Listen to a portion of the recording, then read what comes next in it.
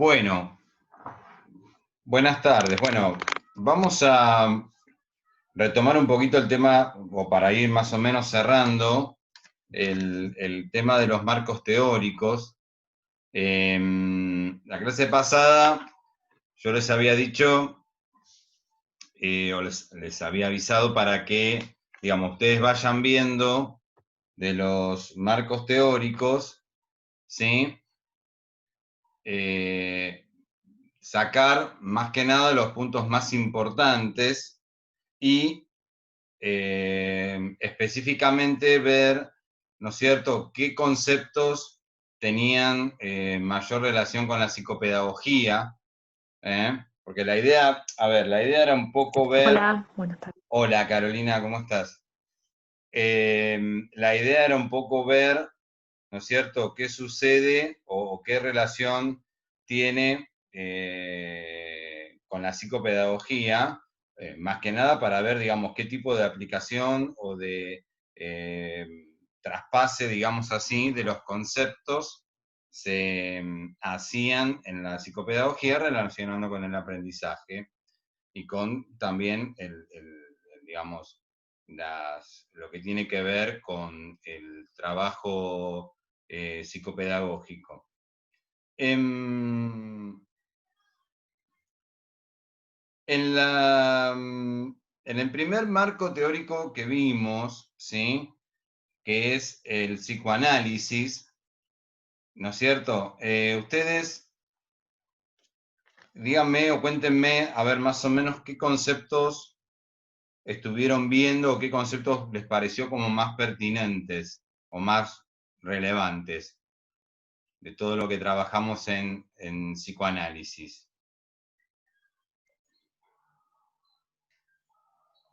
A buscar los apuntes. El tema del psicoanálisis, lo que se toma, o sea, de la psicopedagogía, ante todo es el tema del síntoma. Bien. El tema del síntoma como problema de aprendizaje, lo que sacó. Bien, bien. ¿Sí? Después hay otros conceptos como, a ver. Las dos tópicas, por eso pues también. También, sí. Ellos, yo. Exacto, Claro. cómo es la El inconsciente, el conformación. consciente. Exacto, cómo es la conformación del aparato psíquico, ¿sí? Bien, bien. Ahora vamos a ir trabajando, ¿sí? Algunos de estos, pero bueno, vamos a ir enumerando en un primer momento. Después, profe, esto que, digamos, la incidencia de lo emocional en los procesos de aprendizaje. Cómo puede incidir lo emocional en el proceso de aprendizaje y lo vincular. Exactamente. Las cuestiones emocionales como potenciadoras o inhibidoras, ¿no es cierto?, de lo que es el aprendizaje. Sí. Ujú. Bien, bien.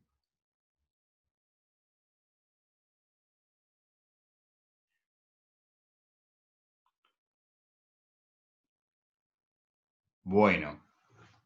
A ver, de psicoanálisis, sí, digamos, ¿me escuchan? ¿Escuchan bien? ¿Sí? Ah, bueno, bueno. Bueno, digamos que de psicoanálisis, sí, un primer concepto es el concepto que dijo Villanueva, esto de lo que tiene que ver con el concepto de síntoma, ¿sí? Siempre decíamos que de repente no era lo mismo hablar de síntoma en psicoanálisis que síntoma en psicopedagogía, ¿sí? Es decir, nuestro síntoma en psicopedagogía es el no aprendizaje o los trastornos que se suceden en el aprendizaje. Ese es el síntoma al que nosotros tenemos que prestar atención o digamos, mirar más en detalle, ¿sí?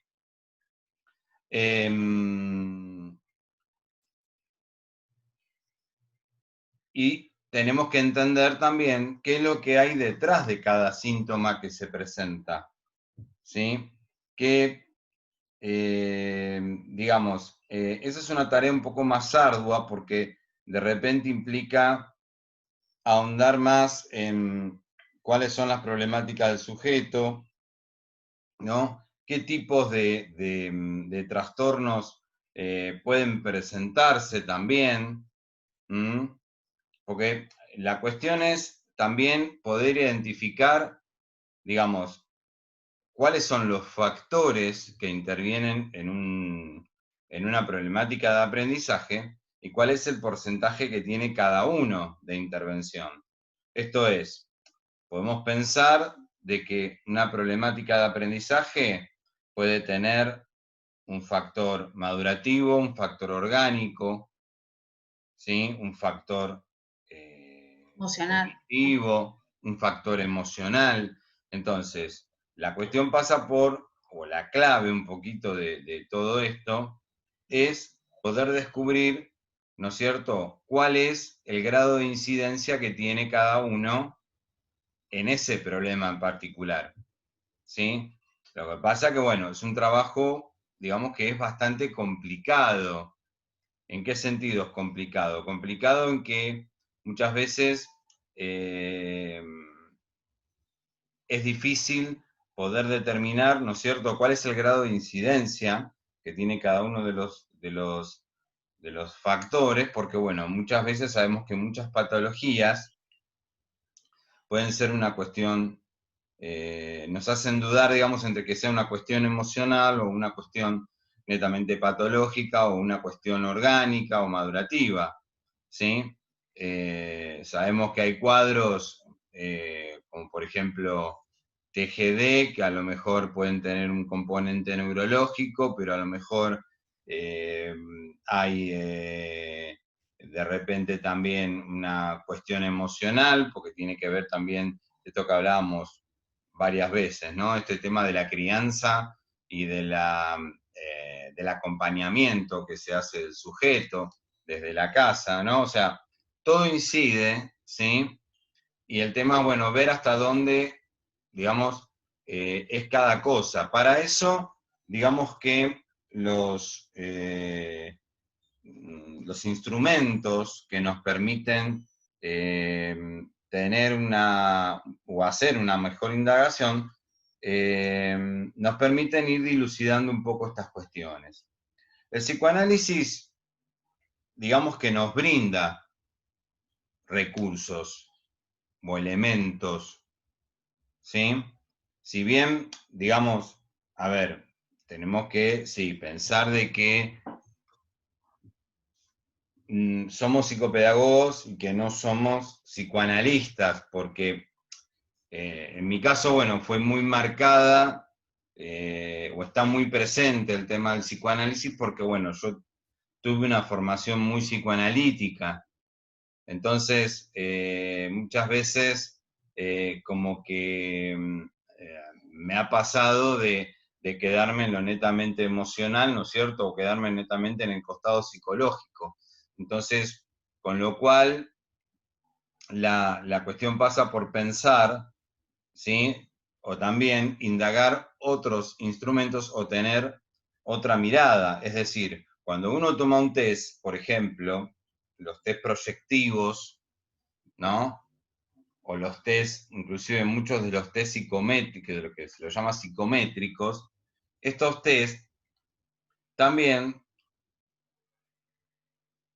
permiten una mirada psicométrica, es decir, ¿qué quiere decir psicométrica? Que va de repente a brindar un determinado valor o un determinado índice que a mí me sirve de referencia, pero también uno tiene que saber mirar los componentes emocionales de todas estas cuestiones.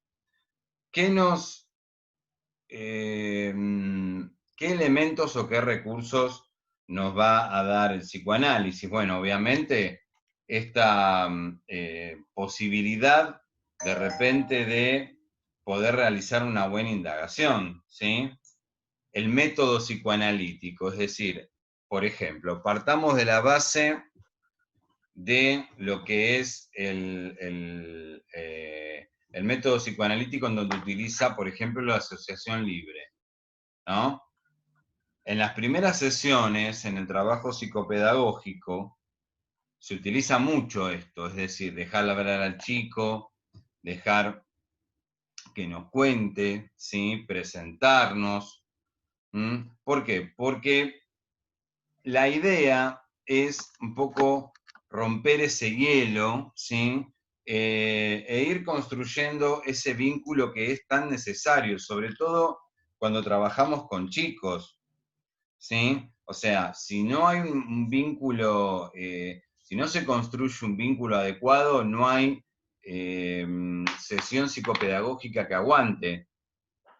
O sea, ese es el punto básico, que ahí es un poco también de donde parte Freud, si nos ponemos a pensar. Es decir, ¿Freud qué De hace? un ambiente propicio, ¿no? Exactamente, crea el ambiente Para poder propicio. restablecer el vínculo. Exacto, para que el sujeto se relaje, para que el sujeto cuente libremente, ¿sí? Inclusive, este método de la asociación libre, por ejemplo, tiene mucha aplicación en psicopedagogía, por ejemplo, lo que tiene que ver con las entrevistas. Cuando uno hace una entrevista a un padre, digamos, la entrevista, yo no sé si ustedes ya vieron entrevista este año. Sí, tenemos que... ¿Empezaron a ver entrevista? Bueno, vieron Sí, que hay estamos en varias eso. clases de entrevista en realidad. La entrevista abierta, entrevista cerrada, la anamnesis, ¿no? Bueno, la entrevista libre, ¿sí?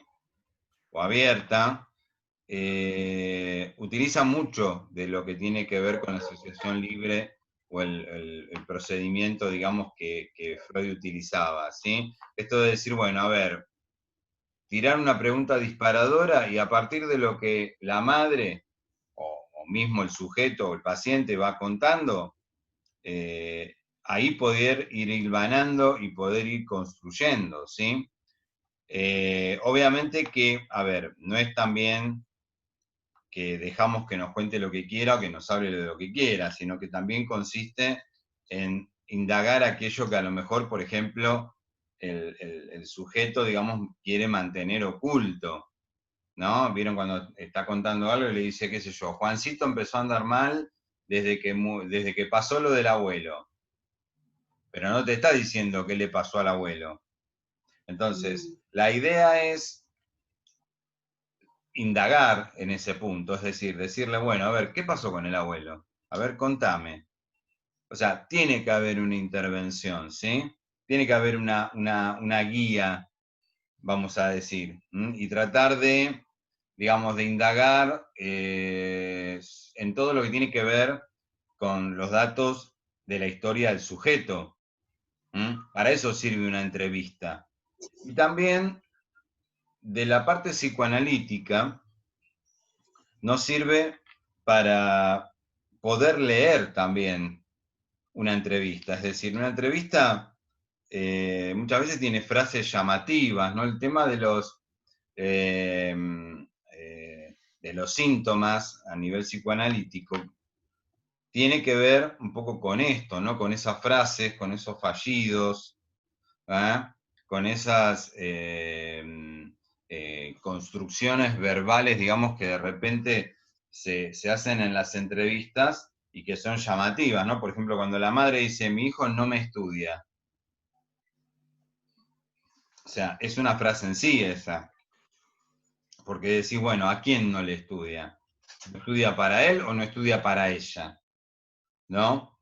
Por ejemplo, o sea, cuestiones de este tipo que uno tiene que saber leer, que, eh, esa frase que se reitera, ¿no? Esa idea que a veces el padre quiere como dejar en claro y remarcar, ¿no? O poner énfasis, bueno, ¿por qué esa etiquetación a veces que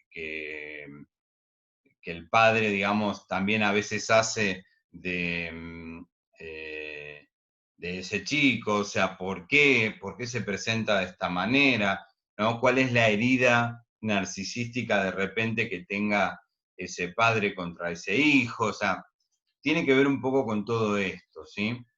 Y lo que decía Ariana, el tema de las tópicas, ¿no? Es importante conocer cómo funciona el aparato psíquico. ¿Por qué? Porque este funcionamiento nos sirve también para poder evaluar al sujeto en cuanto a lo que tiene que ver con toda su personalidad y su estructura emocional. ¿Mm? Es decir, si no sabemos, por ejemplo, los test que yo les decía recién, ¿no? Esto de los test proyectivos, son test justamente que trabajan mucho la parte emocional.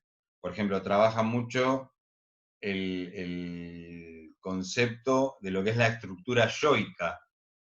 ¿Mm? ¿Qué quiere decir la estructura yoica? La estructura yoica, sabemos que el yo es lo que se ve, es la parte visible del sujeto, es vamos a decir, la resultante entre esa interacción entre el super yo y el ello, ¿no?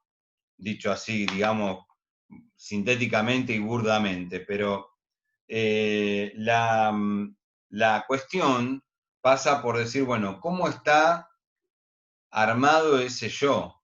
¿Sí? ¿Está bien estructurado? ¿No está bien estructurado? ¿Es un yo débil?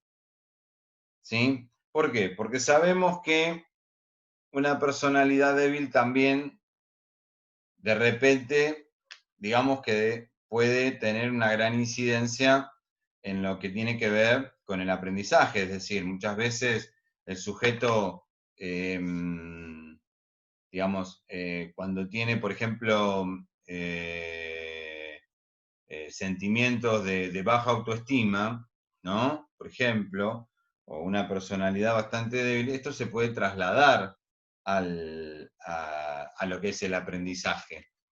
¿Sí? Es decir, esto de a lo mejor sentir de que de repente no puede responder de la manera de que él se espera, ¿no? Cuáles son sus expectativas, cuáles son sus identificaciones, cuáles son sus miedos. Bueno, todo esto es cuestión o es material de ir analizando cómo maneja sus impulsos, ¿sí? Esto que les decía, ¿no? Que nos permite reconocer vamos a decir, la conducta de un sujeto, ¿sí? O que ya nos permite ir indagando y viendo, decir, bueno, a ver, el cuadro de este chico puede ser un TGD, puede ser un trastorno autista, puede ser un trastorno de este tipo. Entonces, con lo cual, digamos, ¿por dónde pasa también un poco la clave de todo esto? Pasa por el hecho de decir, bueno, tenemos que, si vemos cuestiones psicológicas importantes, ¿sí? Hay que hacer la derivación correspondiente. Uno no puede quedarse solamente con el trabajo psicopedagógico o trabajar con lo que estrictamente, digamos, tiene que ver con el aprendizaje, sino que de repente uno lo que tiene que hacer es decir, bueno, mirá, yo acá encuentro cuestiones psicológicas o cuestiones de la personalidad, ¿no? Que tienen una fuerte incidencia y que me parece que habría que hacer un tratamiento psicopedagógico psicológico a la par, o una interconsulta, o mismo muchas veces se hace la derivación a neurología. O sea, este hecho de observar estas conductas, ¿no? Y de observar ciertos comportamientos, hacen que uno también muchas veces, frente a determinados trastornos de aprendizaje, digamos, opte por realizar estas interconsultas que nos permiten, digamos, ir despejando dudas y sobre todas las cosas, ir pudiendo vislumbrar qué factores son los que intervienen. Digamos, básicamente todos estos elementos, ¿sí? Son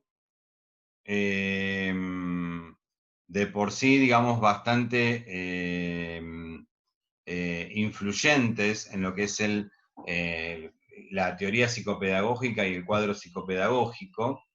Y la idea es poder pensar, de decir, bueno, cuál es o hasta dónde es una cuestión que yo puedo trabajar en psicopedagogía, o hasta dónde es necesario dar intervención ya a otro tipo de profesional, pero no nos podemos quedar, como sucede muchas veces, ¿no? Que uno dice, bueno, tiene un bloqueo emocional, y nos quedamos con el bloqueo emocional, y el chico no va ni para atrás ni para adelante.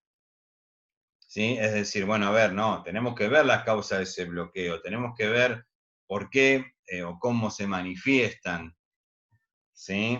Si es que hay un bloqueo emocional, porque muchas veces también es una cuestión cognitiva que el sujeto no puede resolver, o una cuestión orgánica, es decir, ¿cuántas veces ha pasado chicos que, por ejemplo, tenían una hipoacusia, no se la habían detectado, tenían problemas de vista y no estaban, se resolvía sentándolo más adelante, ¿sí? O haciendo la consulta con el personal correspondiente. Por eso, también un poco lo que yo rescato del psicoanálisis es tener la mirada atenta, ¿sí?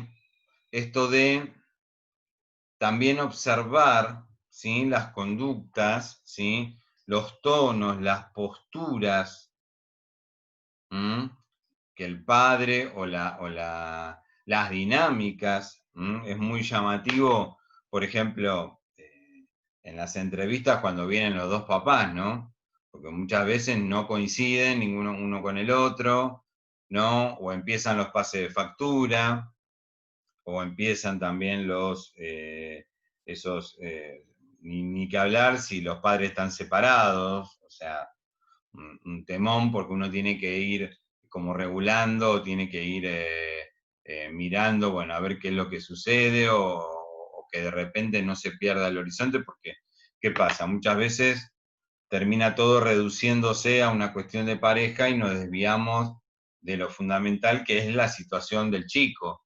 Entonces, por eso es importante esto que yo les decía la clase pasada, o hace unas clases, con esta pregunta de si es necesario eh, hacer terapia para estudiar psicopedagogía. No, no es necesario. No es necesario si uno no lo necesita. Lo que sí, si uno, bueno, tuvo que pasar por una situación de terapia, ¿sí? Poder capitalizar lo que es la dinámica, ¿sí? O cómo se maneja una sesión. ¿Por qué? Porque en psicopedagogía se nos van a presentar un montón de situaciones imprevistas. Chicos no tan chicos, con crisis de llanto, con angustia, que hay que contenerlo. Muchas veces hay que dejar la sesión de lado y decirle, bueno, a ver qué es lo que te pasa, o querés contarme, ¿sí? O sea, hay que estar, digamos, preparado, y por eso está bueno digamos, o es fundamental, digamos, el aporte del psicoanálisis, porque, bueno, nos echan luz sobre, digamos, todas estas cuestiones que están relacionadas con las emociones, como decía Villanueva, ¿no? Y que de repente uno tiene que saberlas manejar, ¿sí? Bien, esto entonces es lo que tiene que ver con el psicoanálisis, ¿sí? El otro autor que habíamos visto era Winnicott, ¿sí? Bien, el De concepto, Winnicott, sí, el juego. el juego, tal cual, concepto fundamental y yo diría hasta revolucionario, ¿sí?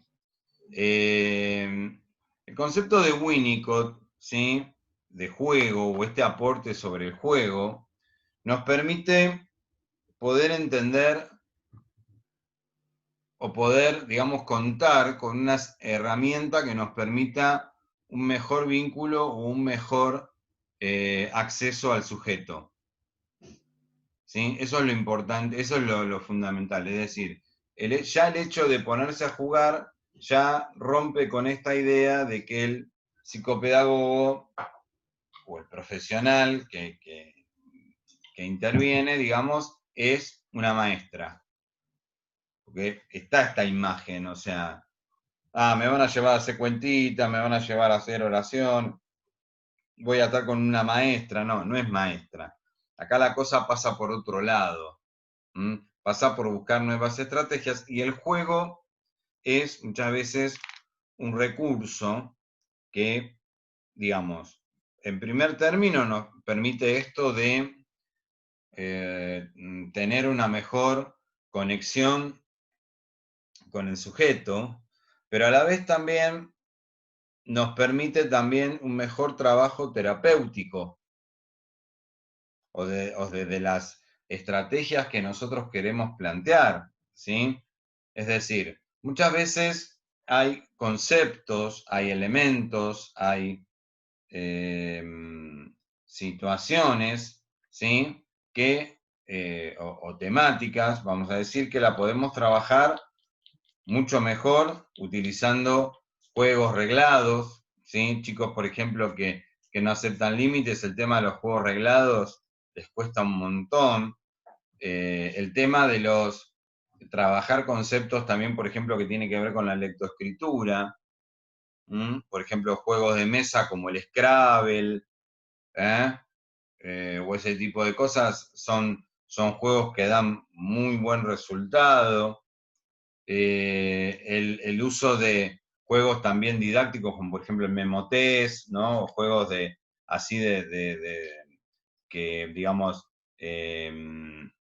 requiere la puesta en marcha de ciertos mecanismos del conocimiento. Bueno, eso es básicamente el gran aporte de esto, ¿sí? O sea, nos permite presentar o encarar la sesión psicopedagógica desde otro lugar y desde otra forma, ¿sí? Sobre todo con los chicos, es decir.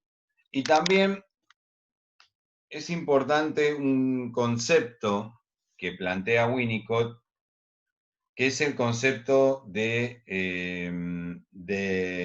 objeto transicional y espacio transicional, ¿sí? ¿Por qué?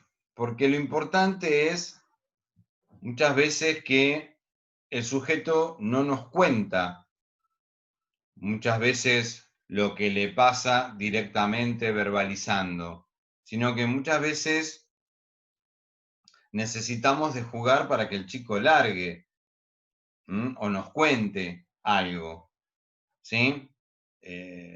Por ejemplo, hay un chico, por ejemplo, tenía problemas de sobrepeso, ¿sí? Y la cuestión pasaba por el hecho de que el chico no podía jugar o no podía evidenciar, entonces la persona que hizo, empezaron a jugar a los animales, ¿no? Y él decía, yo soy el hipopótamo. Por ejemplo, o sea, el tema de su imagen corporal, el tema de su manejo del cuerpo, ¿no? O sea, da una idea de la propia imagen y la propia autoestima que él tenía. Él empezaba a contar qué era lo que comía, ¿no? O la forma en que se alimentaba. Entonces, a través del juego, ¿sí? Es importante poder acceder al mundo interno del sujeto, ¿no? Esto que yo les decía de que, por ejemplo, muchas veces pasa que los chicos, ¿no? O los que tenemos hijos, cuando vienen de la escuela, que le pregunté cómo te fue y ya te miran como diciendo, ¿viste? Que ganan bromar. Entonces, y medio uno con tirabuzón, ¿no? Le tenés que ir sacando las cosas. Y te dice bien, el bien, ese cortante, ¿no? Diciendo no me pregunté más nada. Pero ¿qué pasa? Después, por ejemplo, cuando uno los ve jugar, Por ejemplo, a mí me pasaba con mi hija que cuando jugaba, cuando yo le preguntaba, bien, ese era el bien, ya no me pida más nada, pero cuando jugaba, ella ejemplificaba todo lo que pasaba en el aula. Entonces, yo ahí tenía la información, digamos, de lo que sucedía en la escuela, ¿sí? O por lo menos parte de la información. Entonces, eso es lo que está bueno, es decir, este recurso que nos permite a nosotros tener un mejor acercamiento y sobre todo comprender cuestiones de la propia vivencia del sujeto, ¿sí? Es decir, uno cuando hasta que no lo ve jugar, digamos, de repente no puede entender muchas de las cosas, ¿no? que el chico plantea. El tema, por ejemplo, una vez una nena que yo conocí, una chica grande, una chica, grande, digamos, 12 años, y tenía una amiga imaginaria, ¿no? Una chica que no hablaba con nadie, una chica que tenía una amiga imaginaria. Y, oh casualidad, esa amiga imaginaria tenía el mismo nombre que la mamá. ¿Sí? Es decir, ahí, digamos, nos estaba diciendo, ¿no es cierto?, cómo se planteaba esa relación, qué sucedía en esa relación. Entonces, nos habla de una dinámica, ¿sí? De una forma de relacionarse quizás con la mamá, en donde la chica, digamos, que lo pone en términos en términos ideales, ¿sí? Por eso la idea es poder entender, ¿no es cierto?, qué nos deja el juego. Por supuesto que el juego, decíamos, ¿no?, que hoy en día, digamos, como que es algo que, digamos, no nos permite, no está, digamos, demasiado desarrollado hoy en día. ¿Por qué? Porque, bueno, sabemos que el chico de ahora juega con todo lo tecnológico, es muy raro, es decir, que haga un juego, digamos, manual. Entonces, eso también dificulta a veces el planteo de un determinado juego, ¿no? Pero bueno, todos estos elementos, ¿sí?, nos ayudan a pensar que de repente eh, puede haber otra vía de acceso si es que el sujeto, digamos, no está dispuesto a contar o hablar, ¿sí? Bien. El otro autor que trabajamos es Lacan o la escuela francesa, ¿sí? A ver, ¿qué me pueden contar de Lacan y la escuela francesa?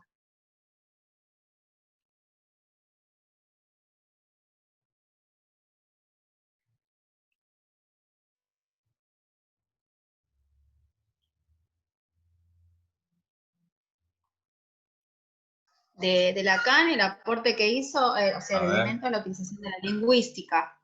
bien, ¿Se bien. escuchó? Sí, la incorporación de elementos de la Como lingüística. para, Bien, bien, sí. sí. ¿Qué más? Bueno, para ser utilizado en el diagnóstico, ¿no?, del sujeto. Exactamente, exactamente, ¿sí? Ujú.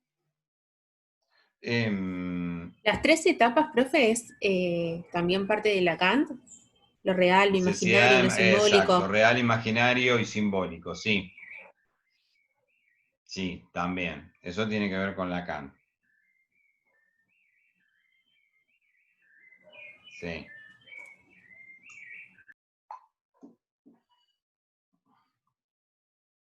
Ujú.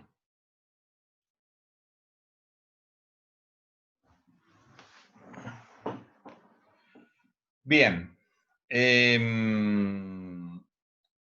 Sí, Lacan, a ver, tiene grandes aportaciones en cuanto a lo que tiene que ver con la posibilidad de verbalizar, ¿no? De ejemplificar y de actuar a través de la palabra, básicamente, este tema del contacto. Porque hay una cuestión que uno tiene que tener en cuenta en el trabajo psicopedagógico, que es este tema de que uno como profesional muchas veces también influye en el otro, influye en el sujeto, ¿sí?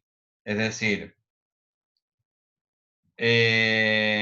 lo que decimos, ¿sí? Y no tanto a veces lo que hacemos, deja una marca en el sujeto. Por eso, digamos, uno a veces tiene que ser como cuidadoso, ¿no? A veces pasa, por ejemplo, que hay mucho, a veces en esta tentación, digamos, los docentes de poner rótulos o etiquetar a veces, ¿no? Pues me parece que este chico tiene TGD, me parece que tiene tal cosa, o yo lo veo medio así, lo veo medio Asperger, o sea, y es duro, o sea, para el que lo escucha, ¿no?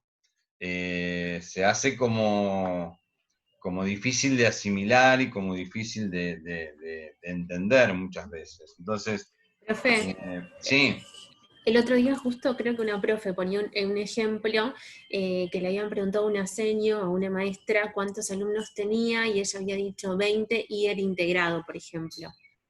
No le hacía parte del grupo, digamos, como que lo había separado. terrible, sí, sí, sí, sí.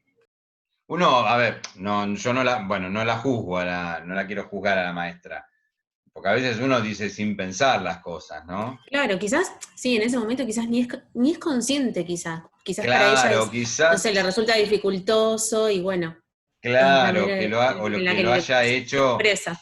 claro, desde una forma, digamos así, más bien administrativa, quizás lo quiso decir, ¿no?